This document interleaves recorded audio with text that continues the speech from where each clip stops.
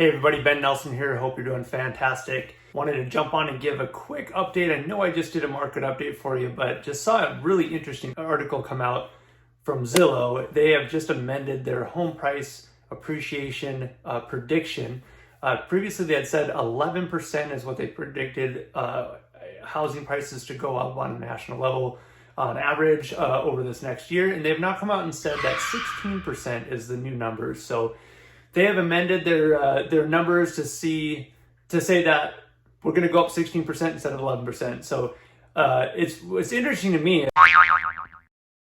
as I just spent a few days with a client that was in town. We spent 3 full days looking at properties.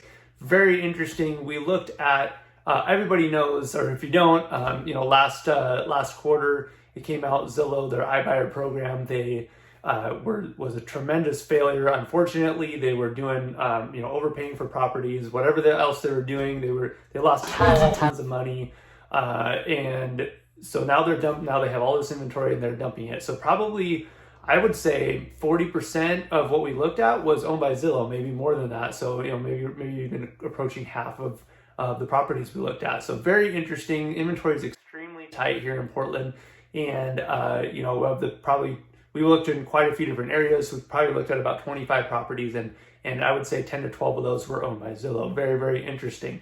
So, not to say that Zillow has a dog in the fight. They kind of do, obviously. They have a reason to want home prices to go up. They obviously have a lot of inventory on their books. They would benefit greatly from more appreciation, losing less money on their bottom line, hopefully recouping some of that money that they lost by selling off inventory later this year. They're slowly putting those things on the market. So more appreciation is good for Zillow. Not saying that they're making those predictions just because of that personal interest, that vested interest in the market continuing to go up, but they do. They definitely would have a benefit if the market continues to go up with offloading that inventory. So interestingly, if you start looking at, you kind of get a mix of signals right now. You've got Bloomberg came out with an article that said the housing party is about to end or starting to end. Interest rates are ticking up, right? Inventory is climbing. But again, you have to look. You can't just look nationally. Real estate is not a national level. It's not a commodity. I mean, everything's different, market to market, neighborhood to neighborhood. In Portland, we're still 0.6 months of inventory as of the last report. So very, very low inventory, very behind. And we're already seeing it, showing properties that are well priced, multiple offers very quickly. So there could be some of that on a national level or markets that are oversaturated with inventory. Portland is not one of those markets, nor do real estate investments. Their prediction just a couple weeks ago for the Portland metro area market is an 18% increase in the Portland market for this year by the end of 2020. So almost a 20% increase. We were, I think, a little less than that last year, 15 to 16%. So another really hot year looking at the Portland market. We're going to see super competitive offers over asking price, again, appraisal gaps, all that stuff, and an increased level of appreciation over this year. What's really interesting is, again, Zillow's predicting a 16% increase. CoreLogic has come out and said they're only expecting a 3.5% appreciation rate as a whole this year. So again, conflicting information. That's a huge difference, 3.5% versus 16%.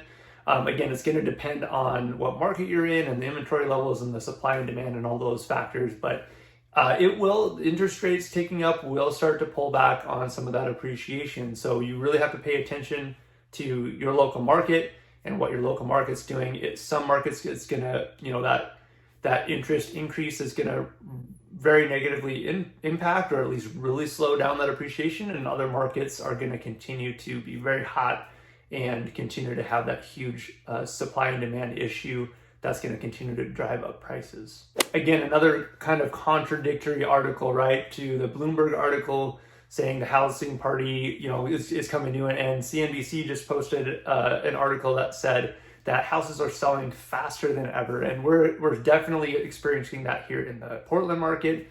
Again, just looking at properties this last week with these specific clients, several of them that we wanted to look at going into this weekend. You know, they just came in town on Sunday. We were looking at stuff on Saturday, like what can we look at this coming week. Probably half of what we had found was already pending or had offer deadlines before we could even get into the homes. And then, you know, now looking at properties the last 3 days, you're putting an offer on one. We're one of, I don't even know how many offers. It's going to go well above asking price. You know, we're looking at all of those things that we saw last spring, summer with appraisal gaps and, you know, needing to pull back on contingencies and all of that stuff and just put your best foot forward. So I don't think the housing party is ending. I think we're continuing to go down the same road that we did last year, 2021. This year, we're actually starting out with less inventory going into this year than we did last year. So we're already behind the ball, and people are feeling the pressure of raising interest rates. They want to do something now, and there's just nothing on the market for them to buy. So that those properties that are coming up are extremely active and getting lots of activity, lots of offers. But another thing that you want to really pay attention to if you are considering buying is if Zillow's right, or even if they're close to right, say it's not 16%, say it's more like 10%. The median home price is, I believe, mid 500s here in the Portland metro area. Another 10%, you're talking 50 grand. So you're talking a $50,000 price difference. That house that was 550 is now over 6. And if you've got the interest rates ticking up as well, you know, your mid 3s, if we end up in the mid 4s, your payment is going to look very, very different from what it does right now at the end of the year. That extra $50,000 price plus that extra 1% or so in interest rate is a huge difference in your payment and your buying power. Just for quick reference, a ballpark what you're looking at for a median home price, if you're talking $550,000 right now, at current interest rates, say 3.5%, just to pick a number that's close, your payment without taxes and insurance is going to be just about $2,000 a month, maybe a little bit less. Fast forward to, you know, later this year, this fall, you know, late November, December, if we are looking at that 15% appreciation, even 10%, now that $550,000 house is about $600,000. Your payment on that, if you're at 4.5% interest now, is over $2,400 just principal and interest. So a huge difference in your payment. Just with that 10% increase and the interest rates also going up at the same time. So really important to understand those numbers and how much that's going to affect your buying power, especially if you're budget sensitive. One more thing for all of my investors out there, there are some great investment programs out there still right now. Investment interest rates are a little bit higher than they used to be just overall, but there's a lot of great programs out there, including one that I'm aware of that is as little as 10% down. So you can get into an investment property with qualifying with just the income of the investment property. You don't even have to use your own income. Again, you need to talk to the lender directly about this stuff and get qualified, but 10% down. So just let's use that example again of a $500,000 property. $500,000 property, 10% down is going to be $50,000. So let's look at the big picture here. If again, the appreciation does continue, what does your return look like? Assuming you can buy something and, you know, cover itself with the payment, you're not feeding it every month, even if you're not making a lot of money in cash flow. From an appreciation, a return standpoint, what does that look like? If that $500,000 property is now worth a year later, $550,000, you didn't make that, just that, again, the power of leverage here is that if you put $50,000 down, now that $500,000 property is worth $550,000. A lot of people look at that and say, okay, that's a 10% return. You know, your property went up in value 10%, right? But money invested, you actually have a 100% return on your investment in the form of new equity in that property. So that's the power of leverage. If you're able to control a property with good quality debt and good leverage, you can make a lot bigger returns. You can magnify your returns on your investment property, especially when you're in an appreciating market. I hope that's helpful to you guys.